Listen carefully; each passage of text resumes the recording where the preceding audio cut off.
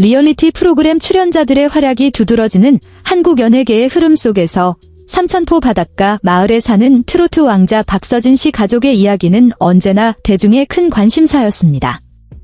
그런데 최근 동생 박효정 씨의 개인 재무상태표에 관한 정보가 유출되면서 실로 엄청난 파장을 일으켰으며 막대한 부를 소유한 유명인인 오빠 서진 씨조차 경악과 함께 유쾌한 질투를 표현하게 만들었습니다. 사건은 산림남의 즉흥적인 녹화에서 시작되었습니다. 연이은 자선활동과 고향의 사립병원 건립 이후 가족의 예산 관리를 돕기 위해 초빙된 재무상담 전문가들이 효정 씨의 실제 순자산 수치를 공개하자 촬영장의 공기는 순식간에 놀라움으로 얼어붙었습니다. 매일 건어물 가게에서 오빠 효영 씨를 돕거나 체중 감량을 위해 연습실에서 10시간씩 땀 흘리는 천진난만한 모습의 소녀가 전문가들과 가족의 예상을 훨씬 뛰어넘는 속도로 개인 금융 제국을 일궈왔으리라고는 누구도 상상하지 못했기 때문입니다. 효정 씨의 이 부러운 자산 뒤에 숨겨진 충격적인 이유는 행운이나 막대한 상속이 아니라 지난 수년간 남몰래 실천해온 예리한 비즈니스 감각과 놀라운 절약 정신의 결과였습니다.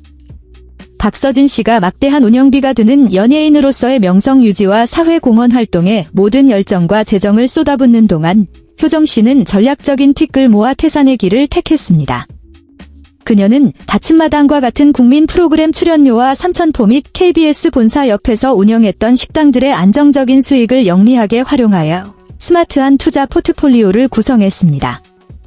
그녀의 자산에는 고금리 적금, 장기 투자형 생명보험, 그리고 무엇보다 서진 씨를 화나게 했던 독립선언 이전에 이미 비밀리에 소유하고 있던 가치 있는 부동산들이 포함되어 있었습니다.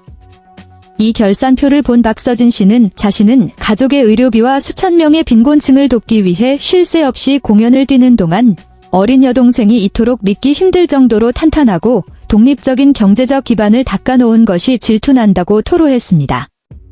당시 서진 씨의 표정은 입을 다물지 못하는 경악과 감탄 섞인 한숨이 교차하며 해당 회차의 가장 값진 명장면이 되었으며 이를 지켜보던 은지원 씨와 백지영 씨는 이 흥미로운 위치 역전에 웃음을 터뜨렸습니다.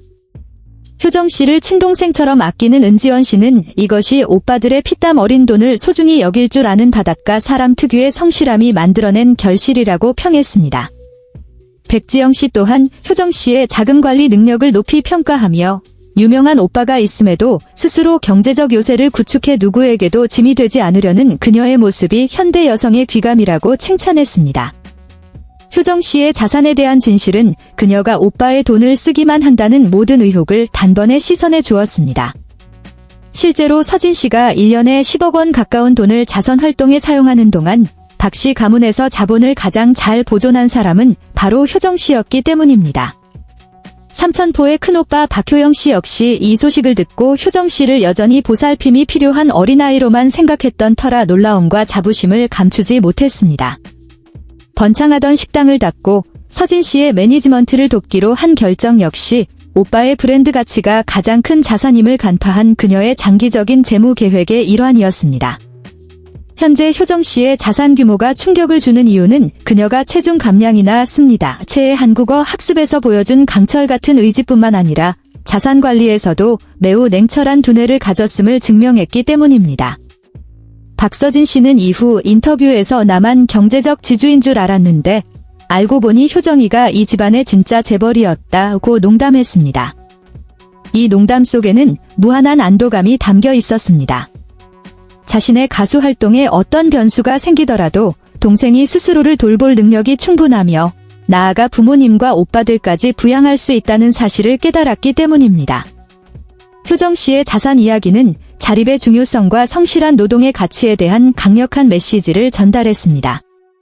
시청자들은 외모를 가꾸기 위해 노력하는 소녀를 넘어 미래를 위해 작은 것부터 준비할 줄 아는 선구안을 가진 여성을 보았습니다.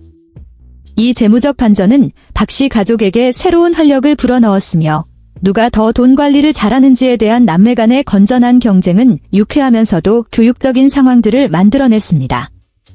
본 보고서는 유명한 오빠인 서진 씨가 처음으로 여동생에게 자선 비용과 개인 축적 사이의 균형에 대해 상담을 요청하는 모습으로 끝을 맺습니다.